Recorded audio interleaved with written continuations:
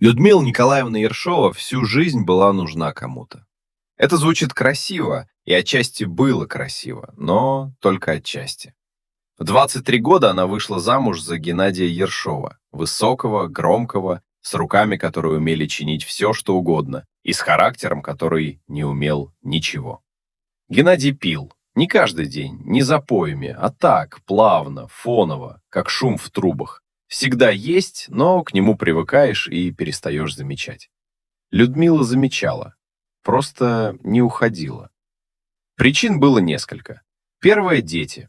Сережа родился через год после свадьбы, Катя через 3. Вторая – мать, Валентина Степановна, которая болела с 60 лет и которую надо было навещать, возить к врачам, следить за таблетками. Третье – отец, Николай Иванович, который был крепким до 80, а потом сдал резко и тоже потребовал ухода. Четвертая причина была самая простая и самая трудная для признания. Людмила не знала, как жить иначе. Быть нужной – это она умела. Жить для себя – этому ее никто не учил. Работала она бухгалтером в строительной фирме. 31 год, с 26 до 57. Работа была нормальная, без восторгов. Людмила делала ее хорошо, потому что все делала хорошо. Это тоже был характер. Не восторженный, не амбициозный, просто добросовестный. Сережа вырос, женился, уехал в Краснодар. Катя вышла замуж, живет в том же городе, Самаре, но своей жизнью, своими заботами, звонит по воскресеньям. Мать умерла в 81 год, тихо, во сне, как и хотела. Отец пережил ее на 2 года и умер в больнице. Людмила была рядом. Геннадий умер 3 года назад. Сердце, как у многих мужчин его поколения, которые всю жизнь курили и пили и считали, что к врачам ходят только слабые. Людмила похоронила его без надрыва, с уважением, с грустью, но без той боли, которая бывает, когда теряешь человека, которого любил по-настоящему. Они прожили 38 лет, и она не была уверена, что это была любовь. Скорее, привычка, общий быт, дети, долг. После похорон она осталась одна. Ей было 62 года.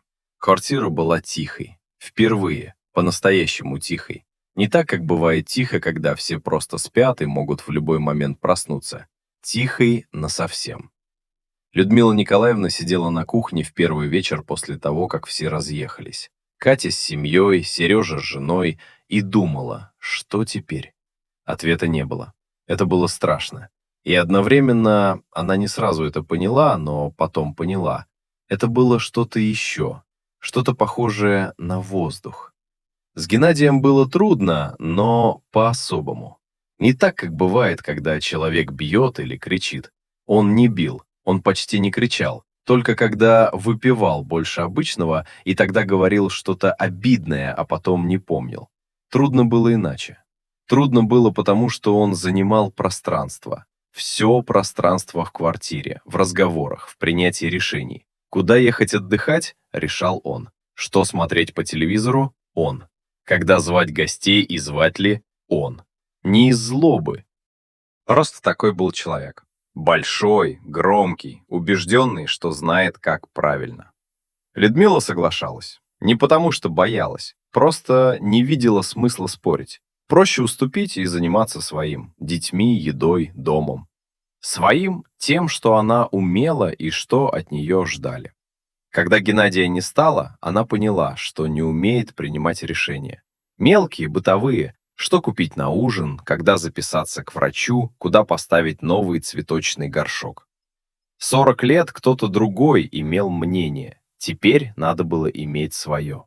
Первое время это было некомфортно, странная пустота там, где раньше было чужое мнение. Потом стало ничего, потом хорошо. Первые 3 месяца она жила по инерции. Вставала в 7, как всегда, завтракала, убирала квартиру, хотя убирать было почти не от чего, она одна. Ходила в магазин, готовила обед, полноценный, с первым и вторым, хотя есть его было некому, кроме нее. Смотрела телевизор вечером, ложилась спать в 10. Катя звонила по воскресеньям. Сережа реже, раз в 2 недели, иногда реже. Людмила отвечала: «Все хорошо, не беспокойтесь». Они не особо беспокоились, у них была своя жизнь. В октябре, через 4 месяца после похорон, к ней зашла соседка Тамара Викторовна. Принесла пирог, села пить чай. Тамара Викторовна была женщиной живой, немного суетливой, с привычкой говорить быстро и много. Они были знакомы 20 лет, здоровались, иногда делились солью или яйцами, разговаривали в лифте. «Люда, ты как вообще?» — спросила Тамара Викторовна, разливая чай по чашкам с хозяйской уверенностью. «Что делаешь целыми днями?» «Ничего особенного. Хозяйство, книги». «Книги — это хорошо. А из дома выходишь?» «В магазин». «И все?» Людмила подумала. «И все». Тамара Викторовна посмотрела на нее, серьезно, без осуждения. «Люда, ты когда-нибудь делала что-нибудь просто потому, что хочется? Не потому, что надо, не для кого-то, просто для себя?» Людмила открыла рот, закрыла, подумала. «Не помню», — сказала она наконец. «Честно». Тамара Викторовна кивнула, налила еще чая. «Вот и я не помнила», — сказала она. «До 58 лет. Потом записалась на рисование. Акварель. Думала, буду выглядеть идиоткой. Оказалось, нет. Оказалось, это было лучшее, что я сделала за последние 20 лет». «Рисование?» «Рисование». Тамара Викторовна пожала плечами. «Это просто пример. У тебя может быть другое. Главное, чтобы твое». Она ушла через час. Людмила убрала чашки, вымыла тарелку из-под пирога, потом долго стояла у окна. Что твое? Она не знала. За 62 года она ни разу толком не задавала себе этот вопрос. В ноябре она купила тетрадь, обычную, в клетку. Открыла на первой странице, написала сверху «Что я хочу?» и задумалась. Долго сидела с ручкой над пустым листом. Потом написала первое, что пришло в голову. Увидеть море. Она была у моря один раз, в 89 году, с Геннадием и детьми. Они ехали в Анапу на поезде. Геннадий всю дорогу был в плохом настроении. Дети ссорились, номер в пансионате оказался меньше, чем на фотографии. Людмила следила за детьми, мирила их, готовила еду на маленькой плитке, искала аптеку, когда у Кати поднялась температура. Море она видела каждый день, пока гуляли, но не смотрела на него. Некогда было смотреть. Она написала «Увидеть море». Нормально, ни с детьми, ни с Геннадием. Просто увидеть. Потом написала второе «Научиться делать что-нибудь руками». Не готовить, это она умела. Что-нибудь другое. Лепить, шить, рисовать. Третье. Прочитать книги, которые всегда откладывала. Четвертое. Познакомиться с людьми, новыми, теми, с кем есть о чем разговаривать. Пятое она написала медленнее. Поехать куда-нибудь одной. Просто так, без цели. Она посмотрела на список. 5 пунктов, написанных ее рукой, для нее самой. Это было странно, как будто написала что-то запрещенное. Хотя кто запрещал? Никто. Просто никогда не спрашивала. В декабре она позвонила Тамаре Викторовне и спросила про рисование. «Ты серьезно?» — обрадовалась та. «Серьезно». «Тогда пойдем вместе. У нас в среду занятия». Студия находилась в старом доме в центре Самары, на 3-м этаже, с деревянными скрипучими лестницами и запахом краски, который чувствовался уже на входе.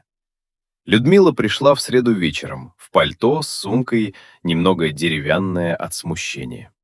Народу было человек 12.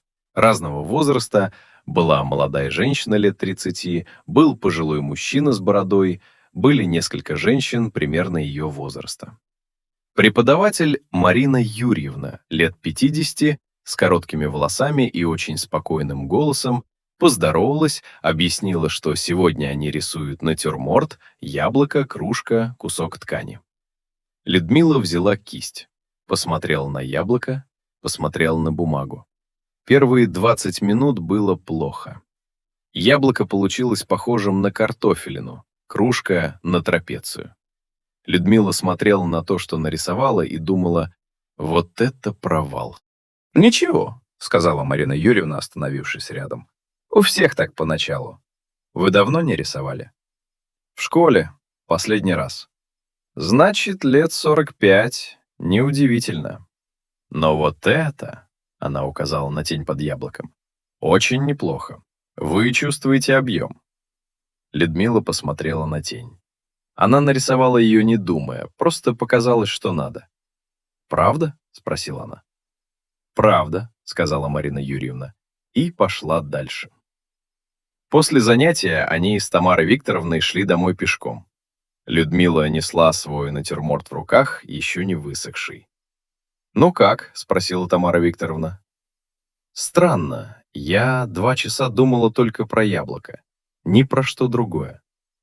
«Вот именно», — сказала Тамара Викторовна. «Это и есть главное».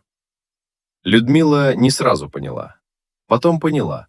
2 часа она не думала ни про Геннадия, ни про детей, ни про список дел, которого уже не было. Только про яблоко. Это было странно и хорошо. Она записалась на следующую среду. В студии у Людмилы появились знакомые. Не друзья еще, но люди, которым она была рада. Галина Сергеевна, бывший врач, 70 лет, рисовала пейзажи и говорила про них с медицинской точностью. Неверная пропорция, нарушенная перспектива. Но рисовала красиво. Что-то теплое было в ее работах. Был Константин Иванович, тот пожилой мужчина с бородой. Оказался бывшим военным, вышел на пенсию в 65. Жена настояла на студии. Говорит, иначе сопьется от безделья. Константин Иванович смеялся, когда рассказывал это, но Людмила думала, это не такая уж шутка. Была Настя, молодая женщина, лет 32, дизайнер, ходила переключиться. Садилась всегда рядом с Людмилой. Говорила, что та рисует спокойно, и это заразительно. «Вы никогда не нервничаете?» – спросила Настя однажды. «Нервничаю. Просто уже меньше, чем раньше». «Как так получилось?» – Людмила подумала. «Возраст, наверное. И то, что перестала думать, что важно, что о тебе думают другие». Настя помолчала. Потом сказала: «Хочу так же». «Придет», — сказала Людмила, — «не сразу».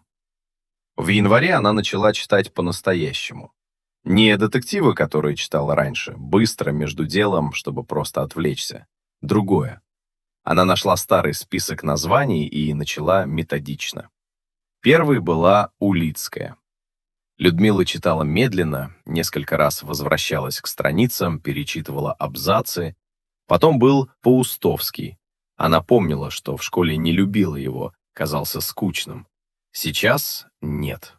Сейчас она читала его и думала: «Господи, как он пишет про воду, про реки, про дождь, про море». Море снова. В феврале она прочитала Бунина рассказы. Один перечитала 3 раза. Про женщину, которая всю жизнь ждала чего-то, а потом поняла, что уже ждать нечего и незачем. Людмила закрыла книгу и долго сидела. Потом открыла тетрадь, посмотрела на 5-й пункт. Поехать куда-нибудь одной, просто так, без цели. Написала рядом: «Это следующее». В марте она купила билет на поезд. Это звучит просто. На самом деле, между решением и покупкой прошло 2 недели. Сначала она думала, куда ехать. Потом поняла, что это не важно, важно просто поехать. Потом думала, а зачем? Потом вспомнила Бунина и закрыла этот вопрос. Потом думала, что скажут дети. Потом подумала, ничего не скажут, они взрослые люди, им не нужно объяснять, куда едет их мать. Потом думала, одной страшно. Потом сказала себе, стоп. Страшно – это не аргумент. Страшно было идти на рисование. Пошла. Она открыла сайт РЖД. Долго смотрела на карту маршрутов. Потом выбрала Петербург. Просто потому, что никогда там не была, потому что хотела посмотреть на Неву, потому что в книгах о нем писали много и по-разному, и она хотела составить свое мнение. Купила билет туда и обратно. 4 дня. Забронировала маленькую гостиницу в 2 кварталах от Невского. Недорогую, но с хорошими отзывами про завтраки. Когда все было готово, билет, гостиница, 4 дня отмечены в календаре, она закрыла компьютер и посидела. Потом позвонила Тамаре Викторовне. «Тамара, я купила билет в Петербург». «Людочка, одна?» «Одна».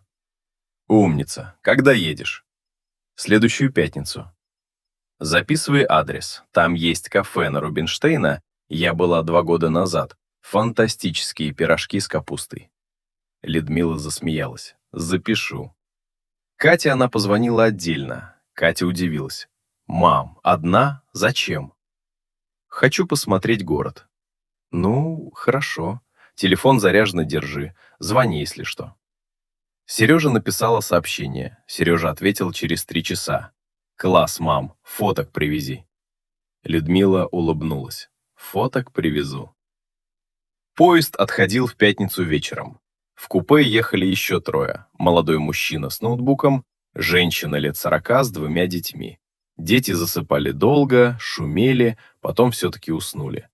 Людмила лежала на своей полке и слушала, как стучат колеса. Она не спала долго, смотрела в темное окно, там проплывали огни, темные поля, редкие станции. Думала ни о чем конкретном, просто лежала и слушала поезд. Это было хорошо. В Петербург приехали утром. Людмила вышла на перрон. Апрельское утро, холодное, с ветром.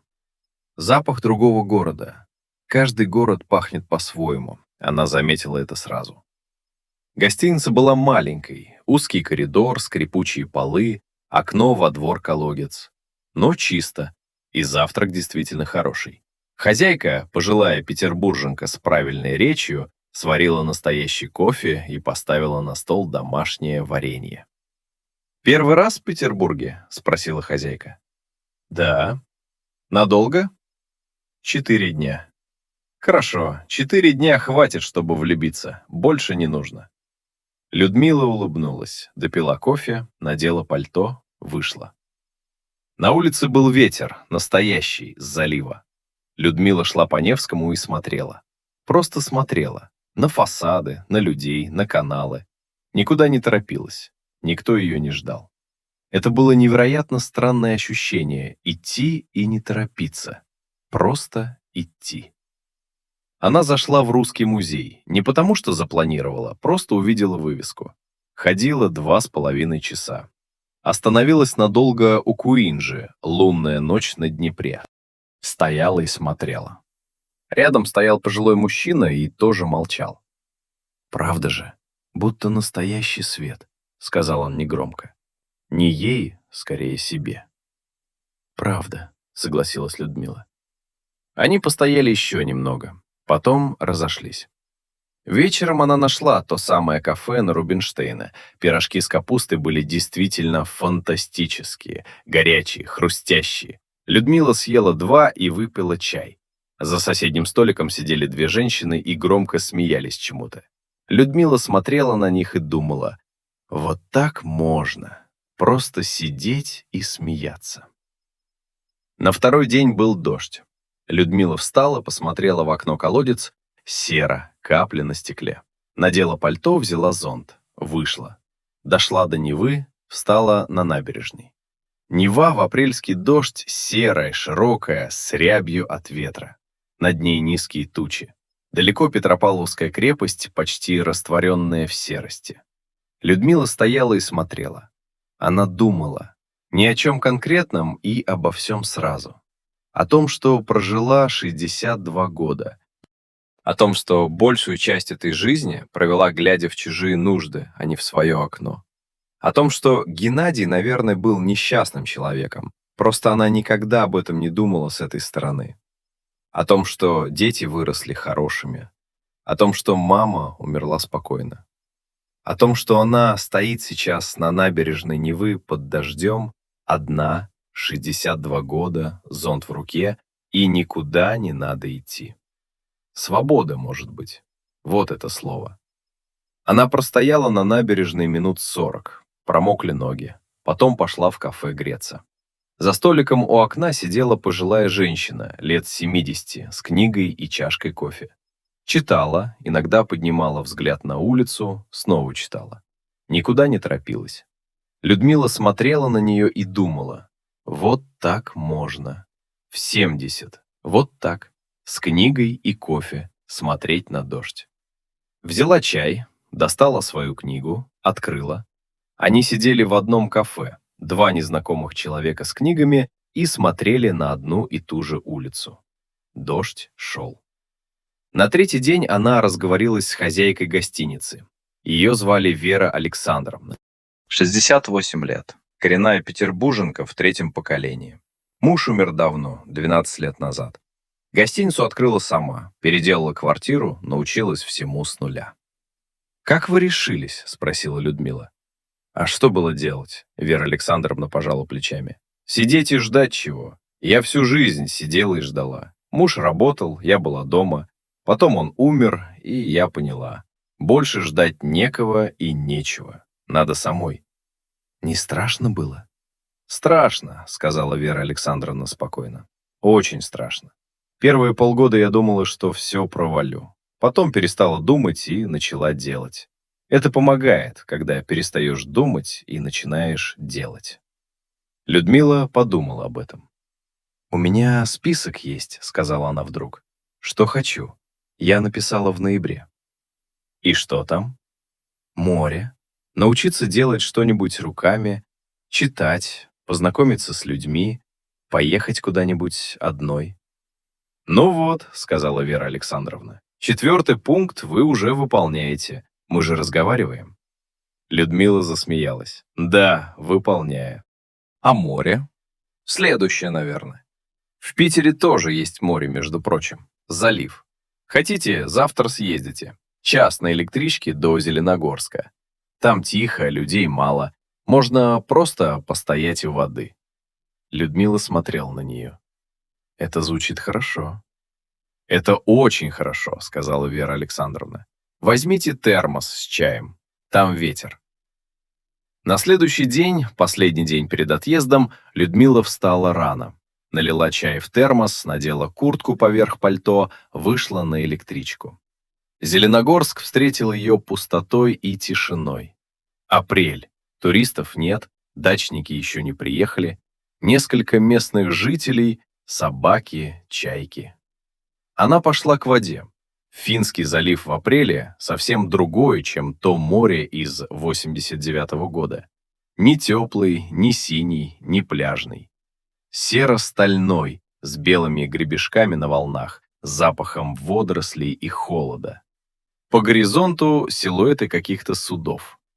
Людмила подошла к самой воде. Волны накатывали на камни, ритмично, равномерно, как дыхание. Она стояла и смотрела. Думала о том, что написала в ноябре. Увидеть море.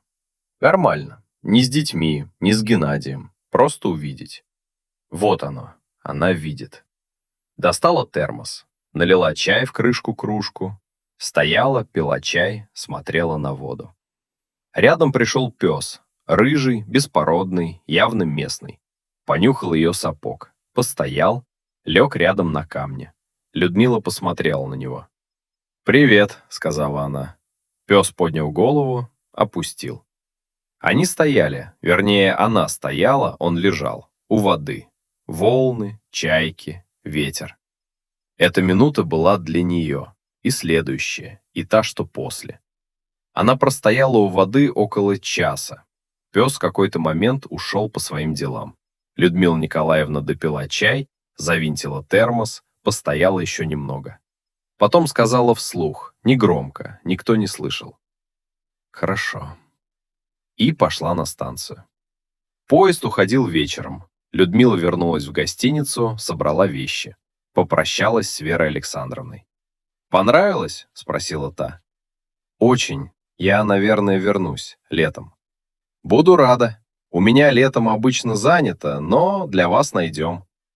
Они обменялись телефонами. Людмила поняла, что это и есть 4-й пункт из списка. По-настоящему. Не просто поговорить, а обменяться телефонами с человеком, которого хочется видеть снова. В поезде она не спала. Лежала и смотрела в потолок. Думала о том, что было за эти 4 дня. Русский музей и Куинджи, пирожки на Рубинштейна, Нева под дождем, Вера Александровна и ее история, рыжий пес на берегу залива. Думала о том, что дома ее ждет обычная квартира, обычный холодильник, обычная тишина. Раньше это пугало, тишина. Теперь почему-то нет.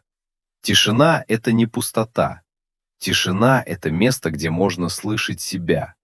Она просто не умела этого раньше. Теперь, кажется, начинает. Дома она первым делом открыла тетрадь, нашла список, поставила галочки. Рисование, книги, новые знакомые, поездка. Остался первый пункт — увидеть море. Нормально, она подумала. Потом поставила и там галочку. Финский залив — это тоже море. Это вода, это горизонт, это запах. Засчитывается. Потом написала новый список. На следующей странице. Вернуться в Петербург летом. Поехать в другое место, может, Карелия. Попробовать керамику. Тамара говорила, что в их студии есть такой класс. Позвонить Вере Александровне просто так, не по делу.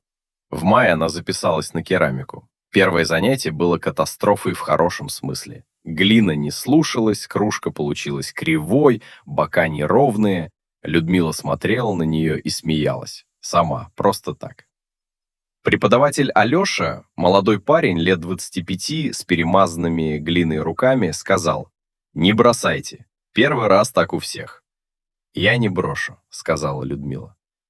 На третьем занятии кружка получилась почти ровной. Людмила поставила ее на обжиг, потом забрала. Серая, шершавая, с неровным краем. Налила в нее чай, выпила. Чай был обычным, но из своей кружки, той, которую она сделала сама своими руками, вкус был другим. Или казалось, что другим. Неважно.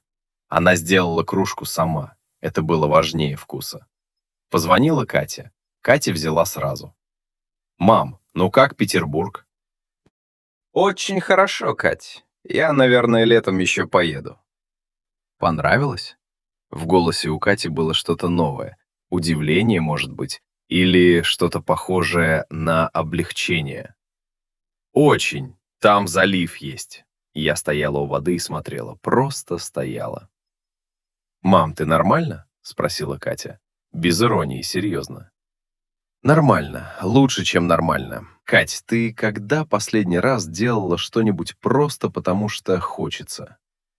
Пауза. «Не помню», — сказала Катя. «Подумай об этом. Не срочно, просто подумай». Она положила трубку. Посмотрела в окно.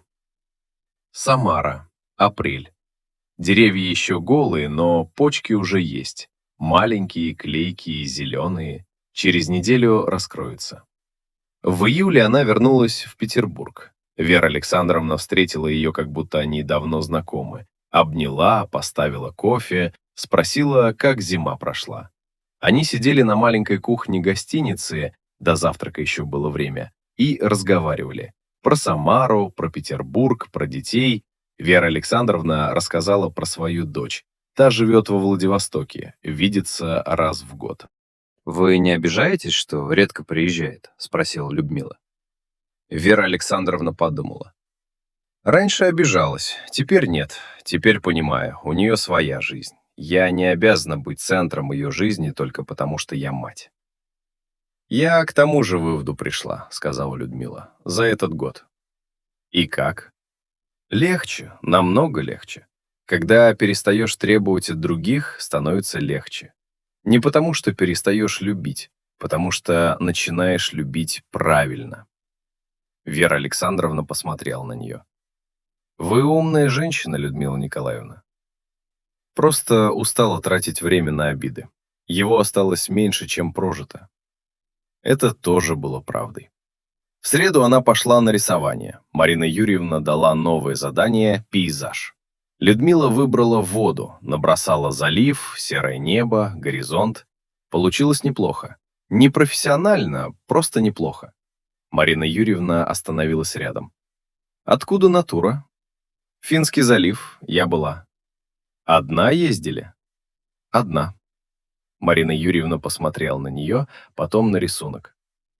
Это чувствуется в воде. Она живая.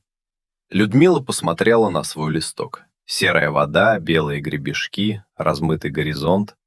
Живая. Да. Наверное, потому что она там стояла, одна, с термосом, с рыжим псом рядом. И смотрела по-настоящему. Не между делом, не краем глаза.